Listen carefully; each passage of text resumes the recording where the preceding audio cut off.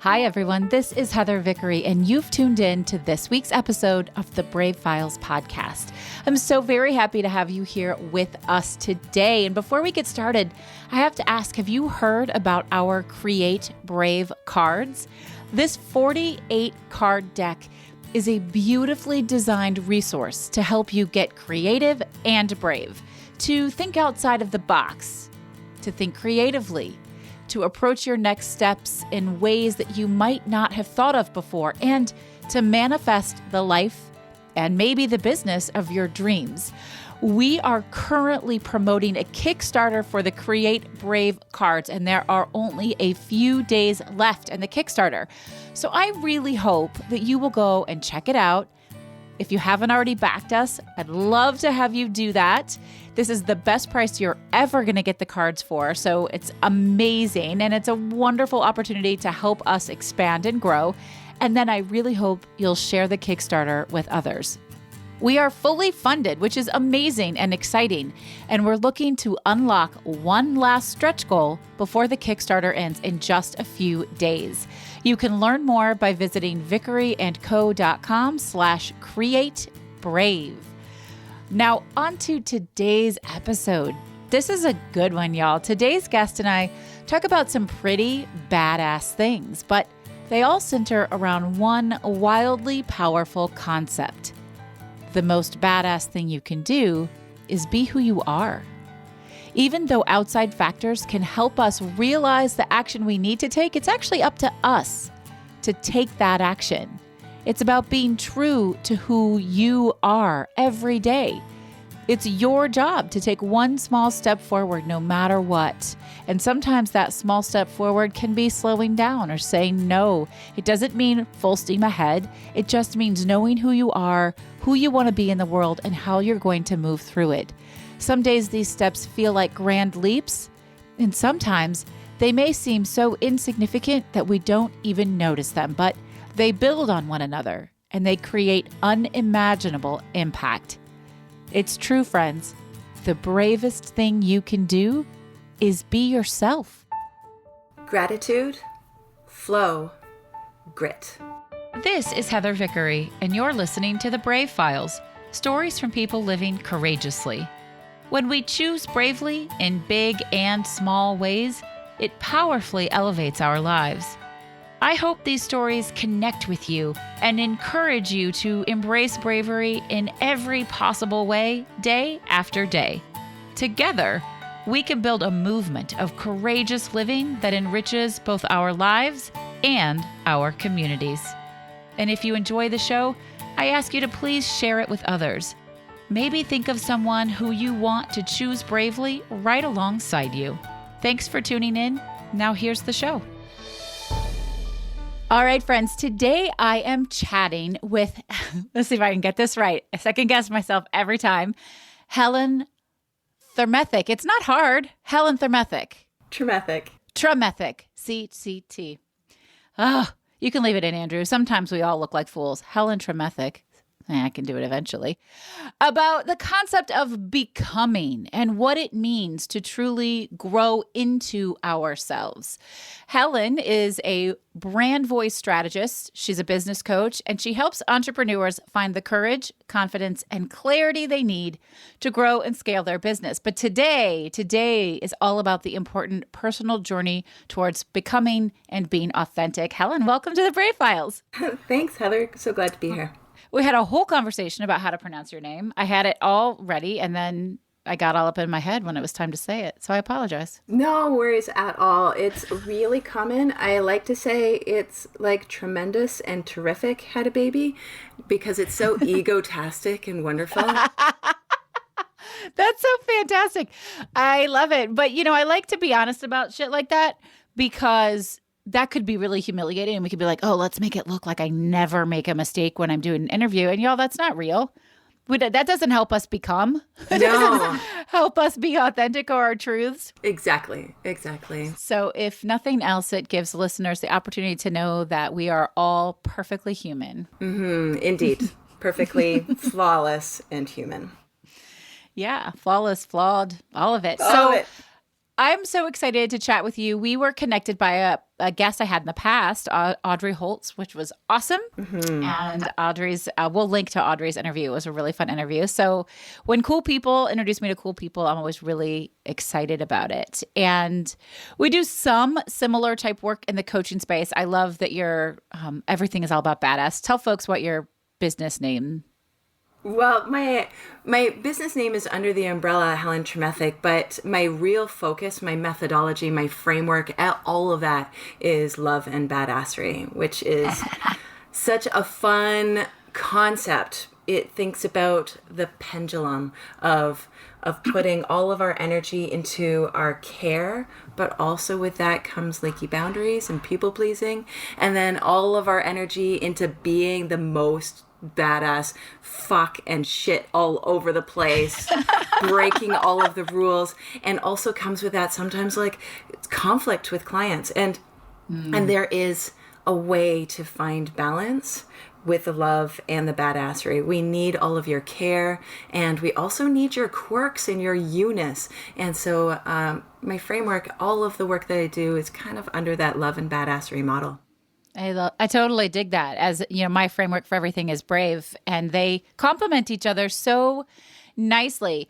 My first question, though, Helen, is how did you land here? Like, what was your process of becoming to get here? Because this is somewhat, for lack of a better term, an enlightened space. We want it to be like, duh, it's so obvious, but it's really hard, especially for women in today's society, to get to a point where we think we can be a badass and be filled with love, where we think we can have whatever we want. So what was your journey like? Oh, sure. And I want to say, here's the disclaimer before I start into, story time, is that this process is ongoing, always. Yes. It is always a journey. There isn't a destination in this becoming space, because once we get to the place that we wanted to be, we have a new goal. That's right. Especially if you're an entrepreneur, we are high achievers. We have high standards for ourselves, and we are always moving the goalpost on ourselves, always. So this process of becoming is ongoing. I love that. I always tell my clients that, it's not like you're going to climb to the very top of the mountain and then put your flag in and declare victory and just be done. Like, that's not the way it works. It doesn't work that way, because you're like, oh shit, look at that mountain. I want to climb that one now. Exactly. Yeah. And so, we're all travelers, we're all journeyers in this. But the first time that I really felt a desire, a deep groundedness in me needing to be me, was back in high school. And, I'm sure even before that, I have always been the one who heard the rules and then kind of did it my way. I was the one who... I've never been like that in my life. Oh, I'm sure, never, not ever. My mother's listening going, excuse me. Right? And it's...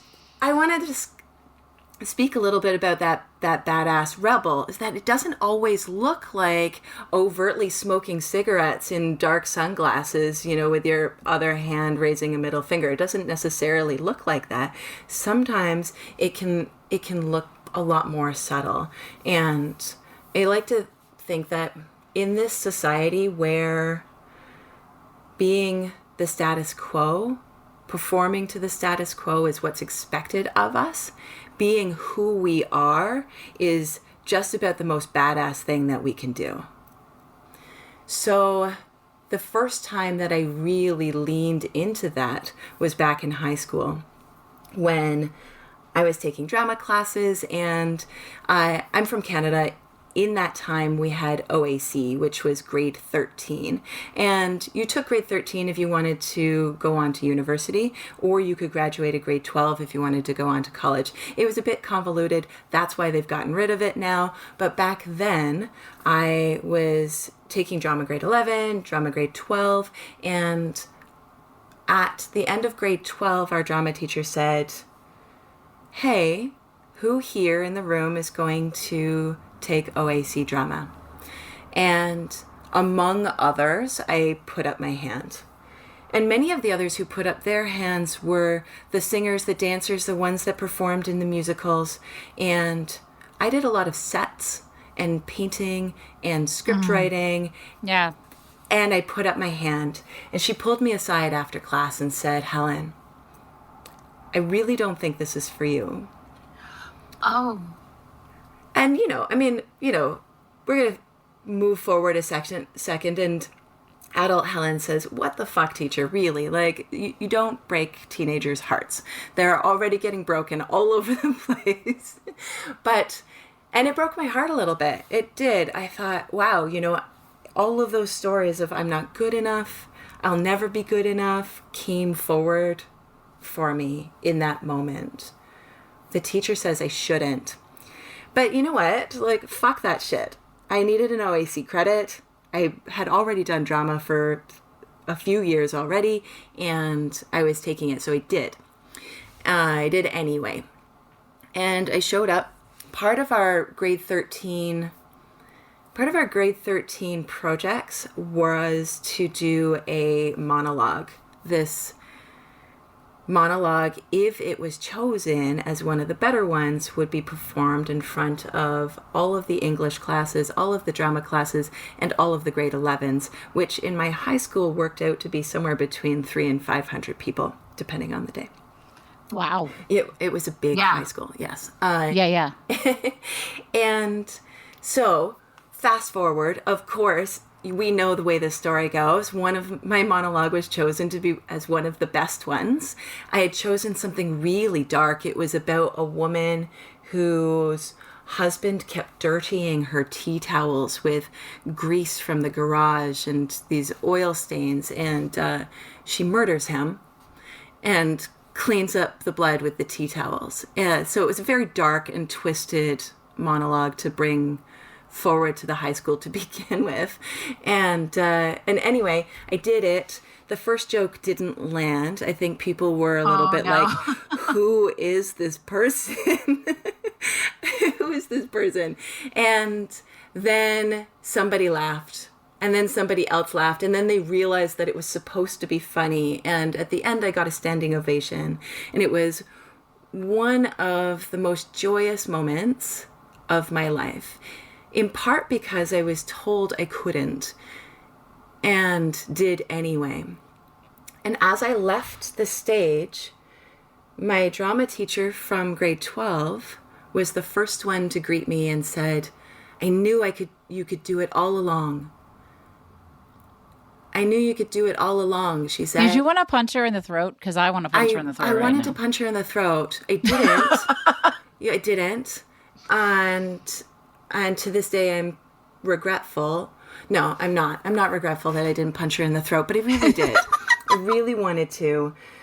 But this was a really pinnacle moment for me, especially looking back at it now, having been in business for 10 years, having had a number of positions before the business I have now, that this moment was really pinnacle for me in terms of coming home to yourself.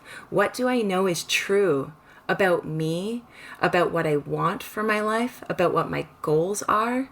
What do I know is true?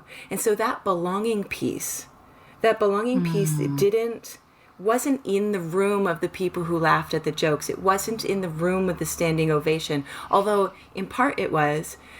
But that belonging piece was inside myself. And so that's the real work. Coming back to who we are, what we know is true, and doing that work. Because that is the most badass we can be, is being who we are. I'm just going to pause for a moment because it's true and it's terrifying and it's hard.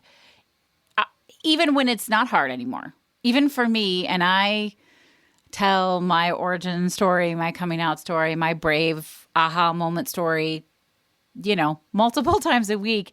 And still, sometimes I go, oh, it's hard. Yes. Yes, because the process is ongoing.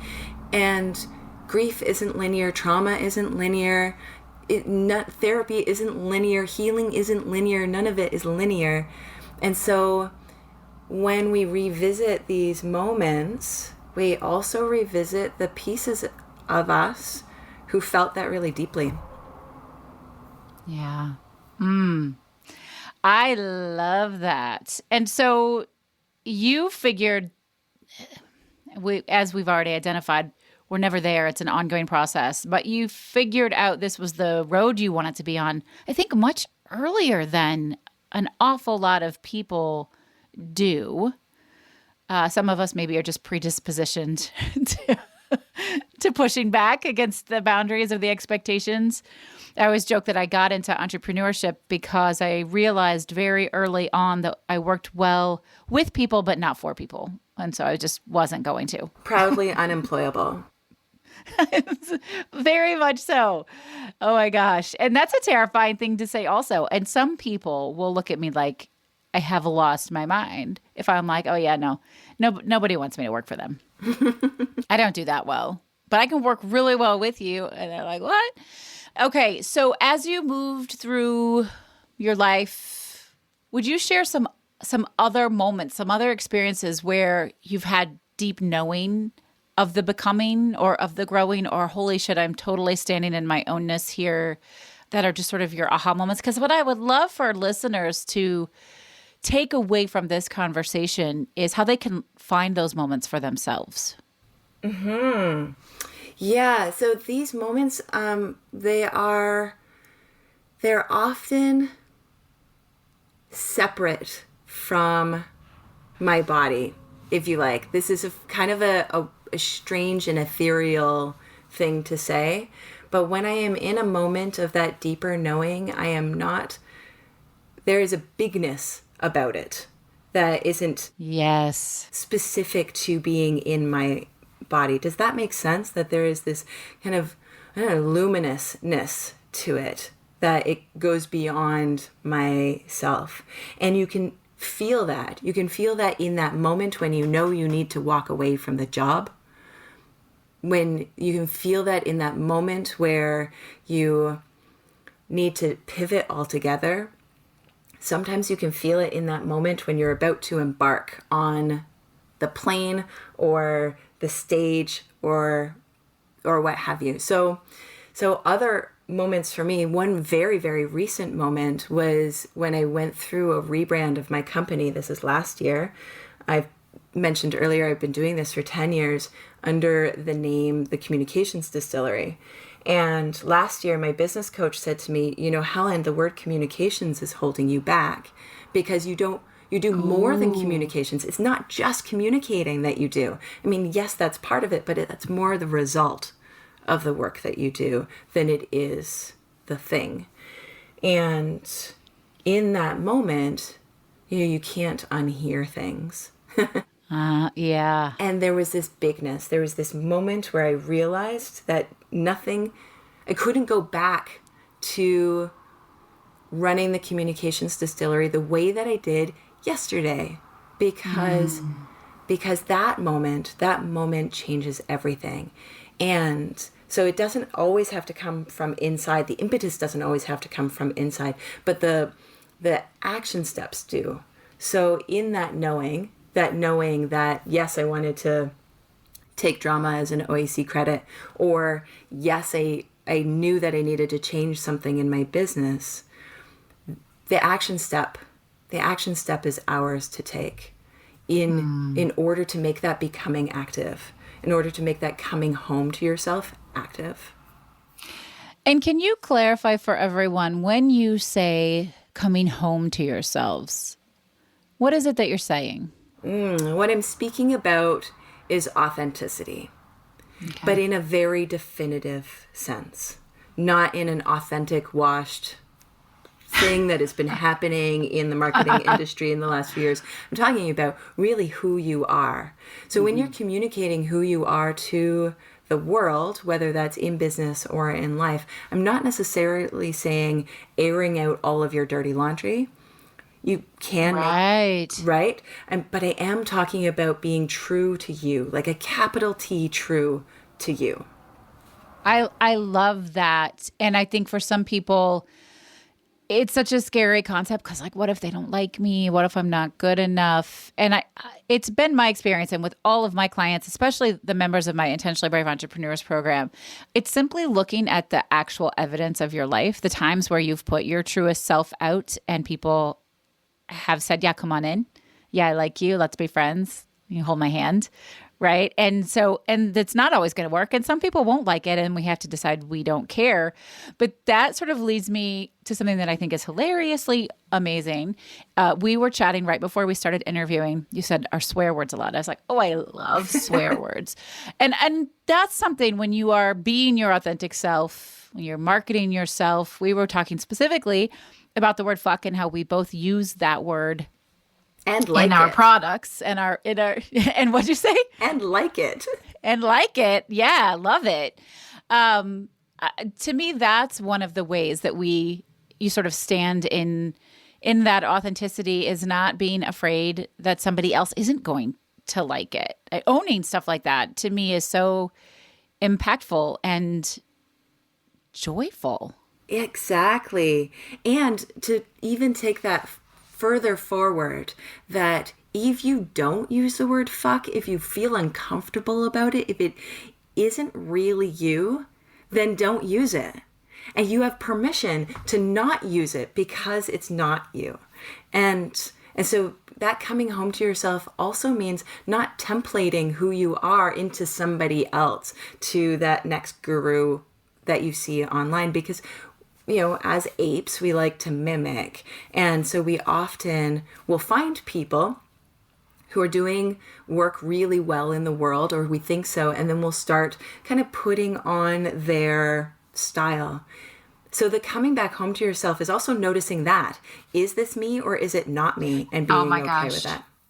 Yes.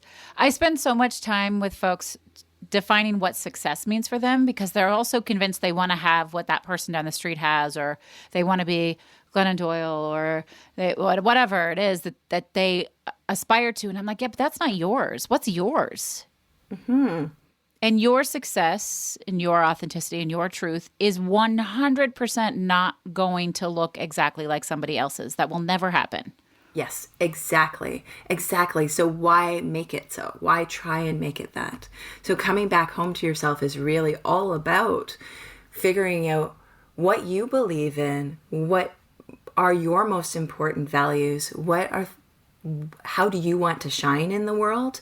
And then working with that knowledge, like you just said, what does your success look like? And working with that in order to make shit happen. I like that a lot.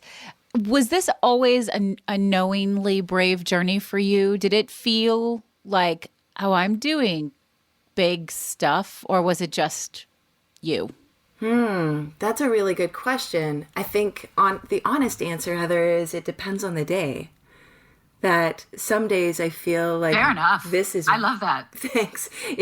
Some days I feel like this is really big, important work, that it is connected to my destiny, etc. And some days I am, biting my nails, and other days this is just who I am, and there isn't any like grand destiny about it. I'm just Helen. So I think it really depends on the day, and that's feels important for me to share, because I think we often think that everybody always has all their shit together. Once you've been in business for a while, then you definitely have your shit together. Wrong answer. Wrong answer. Because it depends on the day. Like right back to what we were saying, we are all human, and we have human feelings and human experiences, and that means that some days are better than others. And some days it will feel like your grand destiny, and some days it'll feel like you're winging it. Most days it'll feel like something in between. Yeah. I'm so glad that you said that, because so often I hear people kind of seeking permission to not have it all figured out. And let's be very clear, none of us have it all figured out. Some of us have maybe figured out how to have it figured out like a little bit more often than others. But so much of it is about, I coach and teach the BRAVE method. And one of the most important, impactful parts of that is the 3 R's, reassessment, reframing, resilience. Listen, a system any kind of system, whether it's a morning routine or a weekly team meeting or how often you check your email, a system may work really well for you for a week or a month or a year, and then it doesn't anymore. And then you change it. And that this is the same thing. Like some days you work really well. Everything just checks off like it's supposed to, and you feel like you're skipping through your day. And some days is the best you can do to just get out of the fetal position. Absolutely. And, something I talk to a lot of my clients about is that our job is to take one step forward. And sometimes those steps will look like grand leaps, but it's only because we've taken a bunch of steps already. And so if on that day, all you can do is get out of bed, that is a fine step forward. And other days, you'll do a lot of steps. And that's really just the way that progress looks. So your job is really just to do one step forward in your direction. I love that. I think it's really, yes, y'all, listen to that. And that's all the whole point of why Helen and I are having this conversation and doing it in a public forum for you all hear it, is that the process of becoming, of growing into yourself looks different every day, sometimes every minute of the day. It looks very different from the people you look up to and admire, from the people that look up to and admire you. And I would say, and I'd be really curious to hear what you say was maybe the first step, but I wonder if the first step is simply allowing that one fact to be true.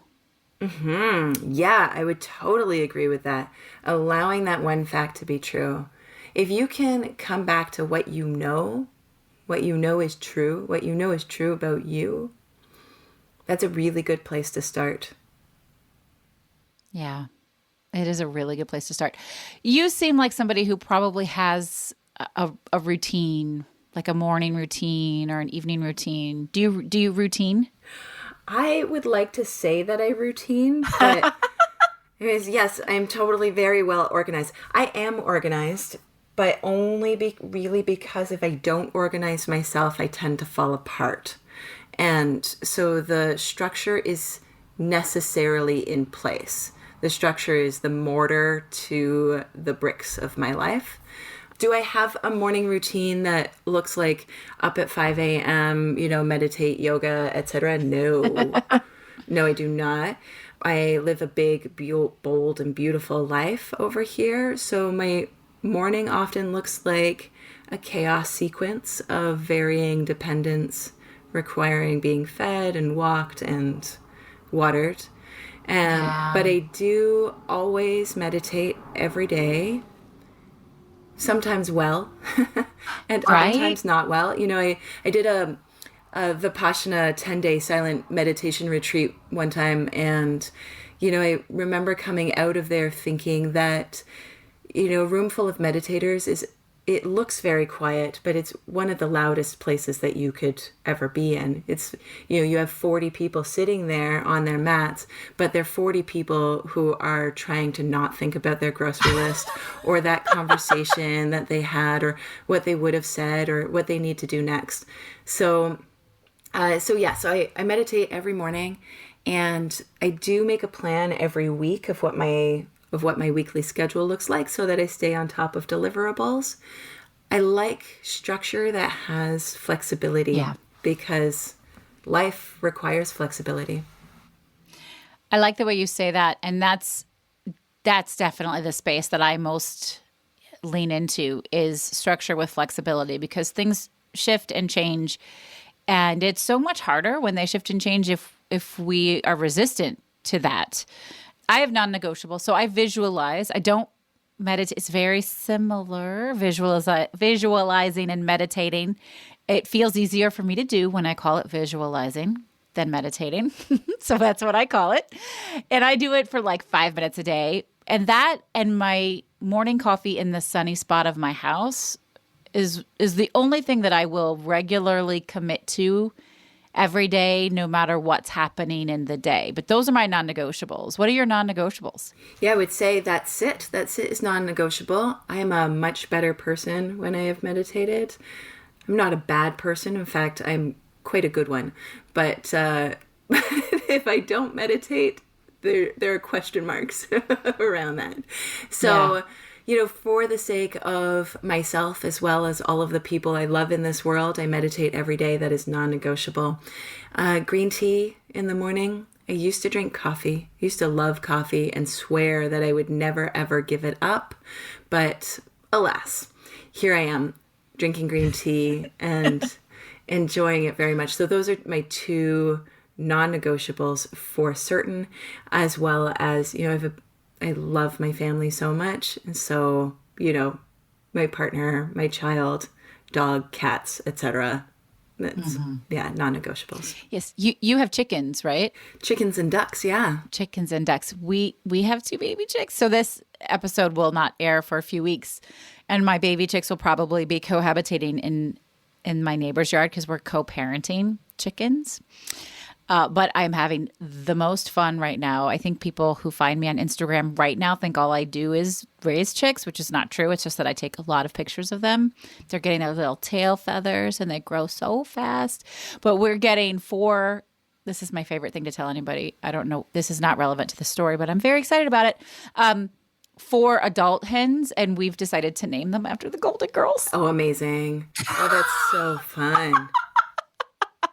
So they will, once they're big, they will live in a coop in my neighbor's yard. But right now, they absorb all of our non-committed time. And I love it. I don't spend a lot of time with our birds, in part because before we got them, I was quite afraid of birds. Oh, fascinating. And I'm referencing now a childhood moment where I was in England. I was eating a packet of crisps, and there were a bunch of chickens that were flying up trying to get my crisps. I know now that the problem was really that I was much smaller and couldn't really hold the chips out of the way. And so but childhood memory. Yeah, but there's no space for logic when you have a fear. There's no space for logic. And, damn it, my packet of crisps, right? So, so yeah, I was really, and I'm still a little bit mistrusting of them, although I can now pick them up and be around them and not worry if I'm taking the compost out and turn around and see 20 of them chasing me, which is a regular thing. But I honestly, now that we've had them for a couple of years, I feel like they've really just become a part of our lives here. We live on a farm. We teach permaculture education here. And another thing that we do is we sell eggs to our neighbors. Well, not our neighbors. We don't really have any, but the next town up and such. And that is such a beautiful part. I mean, we've been talking, Heather, about the community there. Yeah. About the community and how important that is to coming home to yourself, that becoming piece, that kind of surprisingly for me, that these birds have sort of are part of my becoming. I see that. I mean, I really see that. What I love about that story, so I started going off on my bird tangent just because I knew that you had them also. But what came from that is how you have developed. You said "fuck fearless." I'm still afraid of these birds, but I'm gonna surround myself with them because there's more that's worth it than not worth it. I'm twisting your words, but that's what I'm hearing is there's way more benefit than me being scared of them. Absolutely. And so in a way it's fuck fear, in a way it's fuck fearless, right? It's both. There are far more benefits to having these birds around than because we get their eggs, we get their meat. Our child, who is an only child on a farm during a global pandemic, goes outside and plays with them. And so that's also a real beautiful benefit. And there's far more of a benefit than continuing to be afraid. And this works as a really great metaphor for life, right? For life, for business, really for all of it. That, you could look at this as a cost-benefit analysis, the cost of staying afraid versus the benefits of, taking that next step forward. Yep. See, things always work out. The universe has our back. It wasn't a total tangent. It was a great lesson. It's just trust my tangents more often. That's awesome. But actually, I think that leads really nicely into the next question, because when we can experience those things, be aware of experiencing those things, move with that flow of knowing that we are in that process of growing and becoming and trusting and being and bravery and badassery and all of that, it leaves us with so much to celebrate if we stop and pause and pay attention. Mm-hmm. And so I would love to know how you like to celebrate all the things, big or small. Thanks. I love this question because it's something that I ask my clients as well. Celebration is so important because when we do it, we are telling our bodies, remember this. Remember this moment. Look, you did something. We're like acknowledging the accomplishment. And so I celebrate quietly, like internally, in that, yeah, I did that. I try to take it in. And a practice that I've been doing recently that I'm turning into a habit is whenever somebody pays me a compliment, I look into their eyes and accept it, which is... That's huge. Huge. It's huge. We're trained, whether that's directly or indirectly, to kind of look down or pass it off or, become shy about it. And so I'm trying to actively, physically open my chest, look into their eyes, say thank you, and take a moment to allow those words in me. And then I tell people about my accomplishments. That kind of external validation is really just so lovely. It's a really important part of the process, because part of what makes celebration so wonderful is it builds community. It has the opportunity to build connection and community. Indeed. And so internally, I'm saying, yes, I did that. But I'm also saying, hey, everyone, look, I did that. And so it's a bit of a double whammy, right? Like it really kind of starts to help my body integrate that celebration. I'm also not opposed to like a bubbly drink. Right? Me either. No, those were lovely. I love hearing everybody's answer to this, and some people really don't want to answer it. We have to find out, like pull out of them how they celebrate, because sometimes it's so small that they're not aware. I especially love, though, your celebration of accepting a compliment, which is something very challenging to do. I just read the funniest meme the other day that's like, why is it that women in the Midwest, and so I don't know why we're stereotyping women in the Midwest, but why is it that when you compliment the outfit of someone in the Midwest, they have to say, oh, thanks, I got it from Target? Like, why do we have to do that? Why do I have to be like, I'm glad you like it. It was really cheap. Don't think I paid a lot for my outfit. Whatever. Simply saying thank you is a full sentence, and it is worth celebrating. Exactly. Thank you is a full sentence, and it is worth celebrating. We do not need to diminish ourselves, our brilliance, our wardrobe, our any of it. Not at all. No. I love that. That's magical. And I appreciate that we've reminded everybody who's listening that celebration, just like success, looks different for everyone. And really, it's just you deciding that that's a thing that feels great and it's worthy of being acknowledged and quote unquote celebrated. Mm-hmm. So that's so cool. I think, Helen, one day when the world reopens, we'll just have to find a time and come and hang out, because I think that you're my people. So that's cool. But we do need to get close to wrapping up this conversation. So I get to ask you one of my favorite questions, which is, what is your favorite charitable organizations to support? I love that you asked this. And I think, as you probably already know about me, my charity work is hyper local. So I have recently, in the last few years, so we moved to this farm property, almost 3 years ago. And so for the last few years, I've been involved with a local arts and music festival. It's a very, very rural community, very focused on agriculture, and bringing arts and music to this community is kind of a radical act.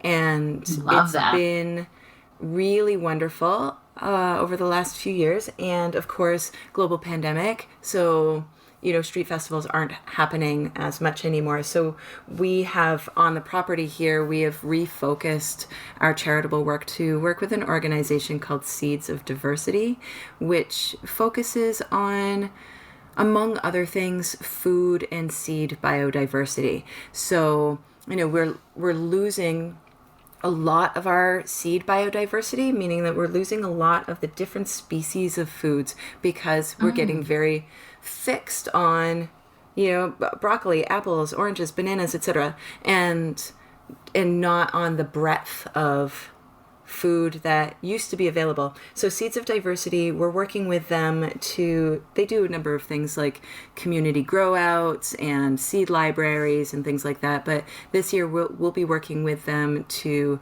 grow out a few different rare varieties. They need people to grow out the seeds and send back the seeds so that they remain viable for generations to come. And so that's what we'll be doing this year. I love that organization. I think it's amazing. And it's okay that it's hyper-local because, folks, if you're into it, see if you can find an organization like that that's hyper-local to you. In either case, they will be our charity of the week. We will give them lots of love, and we ask our listeners to give them some love as well, whether that means you're liking and sharing, or if you have something to give, time, money, whatever that is, please do so. Thank you so much for sharing that with us. Thank you. All right, Helen, will you give your 3 words one last time? Sure will do. Gratitude, flow, grit. I love those words. And I think we didn't use the words gratitude and flow, but I think that, we probably did say flow. We really touched on that. I'd love to just hear your thoughts on grit and why you picked that word. Yeah, I really like grit because it speaks to that imperfect human. It speaks to the flawed nature of things. It speaks to the unexpected. It speaks to the desire to use words like fuck and smash the patriarchy and ditch the status quo. That grittiness, that inner rebellion, however it shows up. I like the word grit because it acknowledges the humanness of it all. Yes. I love the word grit. Also, I loved the book Grit by Angela Duckworth. You're familiar with Angela's work, I assume, right? I am, yes. She's amazing. So listeners, if you're not, go just find her TED Talk. She's so wild. It's so cool. But grit is an amazing word, and it is a word that reminds us that we sit in our perfectly imperfectness as humans who are becoming and growing and just on the journey. That's how I close out my coaching calls with my Intentionally Brave Entrepreneur members is I say, thank you for letting me be on the journey with you. It's your journey. I just get to hang out. Just so cool. Yeah. Thank you so much for being here. This was really fun. Where can folks check you out and learn more about you if they want to, Helen? Thank you, Heather. It was really great to be here. People can find me at HelenTremethick.com, on Instagram at Helen Tremethick, or in my free Facebook group, Love and Badassery. Again, I totally dig that name. And also, I can do it, Helen Tremethick. That's me. I did it right. I did it right. Sure did. See, y'all, I can learn and do better. I love it. Y'all, I hope you enjoyed this conversation as much as I did. I'd like to hear what your call out moments were. What really connected with you? What made you laugh? What made you feel part of something bigger than you? Give us a call at 312-646-0205, or you can tell us what it means for you to be becoming, to be on the journey, to be part of the process of growing into yourself. I want to hear all about it. And if you're really into this idea of choosing bravely, of saying fuck fearless and doing the hard, scary thing anyway, all of that fun stuff, we do that in the Brave on Purpose Facebook group. And I would love to have you come out, hang out with us. It's free and it's fun and it's an incredible community of people just like you who are making the brave leap every single day. Just go to Facebook, search Brave on Purpose, and I hope we will get a chance to see you there. I love having you here with me. I will see you again next Thursday. Thanks so much. This is Heather Vickery reminding you today and every single day to go out and choose bravely. Hey friends, I want to share something really exciting with you. We already know you enjoy listening to podcasts because you're listening to this one, but I'm also betting you enjoy audiobooks. And hey, listen, if you don't already enjoy audiobooks, then it's time to check them out. That's why I'm really excited to share Libro.fm with you. They are an incredible new platform for listening to audiobooks. And by choosing Libro.fm over other audiobook services, you are supporting a local bookstore of your choice and investing in your local community. Libro.fm offers over 150,000 audiobooks via their primary platform, which, by the way, they built with love and from scratch because they're a small business also. They even offer bookseller recommendations for great audiobook options. You can sign up right now via www.vickeryandco.com/LibroFM. That's vickeryandco.com/LIBROFM. And when you do, you'll get one free audiobook of your choice, and the proceeds will go to your favorite local bookstore. Now, check what I just said there. You're going to get a free book, and the proceeds are still going to go to your local bookstore because Libro.fm makes sure that their booksellers get paid even when they give a promo to customers. I've listened to over 20 audiobooks this year alone. I especially love listening to memoirs read by the author, and it feels great knowing that all of my purchases support my local bookstore, The Book Table, in Oak Park, Illinois. Libro.fm. The same audiobooks, the same price, but a completely different story. Check them out right now at vickeryandco.com/LibroFM. Have you ever thought about starting a podcast? Maybe you've had this thought and then quickly shut it down because who has the time? Or you don't know how, or gosh, it just all seems too hard. If you have something to share with the world, we want to encourage you to get your message out. The world needs to hear it. Did you know that 50% of all homes are podcast fans? If you've ever wondered about having your own podcast or how it can increase your business or get your message across, then please join me and the other experts from the Podcast Power Academy for our monthly free Q&A session. It's called So You Want to Start a Podcast? This casual live conversation will help you understand how podcasting can be a great decision, why now is the best time to get started, and how to get into action with it. Visit podcastpoweracademy.com to learn more. You've been listening to The Brave Files, stories of people living courageously. To learn more about the show, find our show notes and full episode transcripts, or to get some great bonus content, visit thebravefilespodcast.com. And we would love to know what you think of the show. You can give us a call at 312-646-0205. Let us know your thoughts on the episode, the show in general, or maybe share with us how you're out choosing bravely.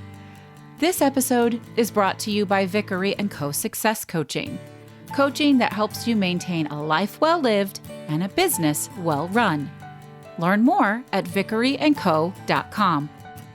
Our music was created and produced in a custom collaboration with Matt Lewis from ML Creative Consulting, a boutique firm dedicated to helping clients identify their unique sound and amplify their brand with custom delivered soundtracks. We couldn't do any of this without our extraordinary audio engineer, Andrew Olson. Learn more about him and check out his work at findandrewolson.com. And special thanks to everyone on Team Brave, from our producers, associate producers, copy editors, writers, and support team. Special thanks to Molly, Mary, Kim, Sabra, and Sabrina. I'm your host and executive producer, Heather Vickery. Thanks for tuning in, and we'll talk to you next week.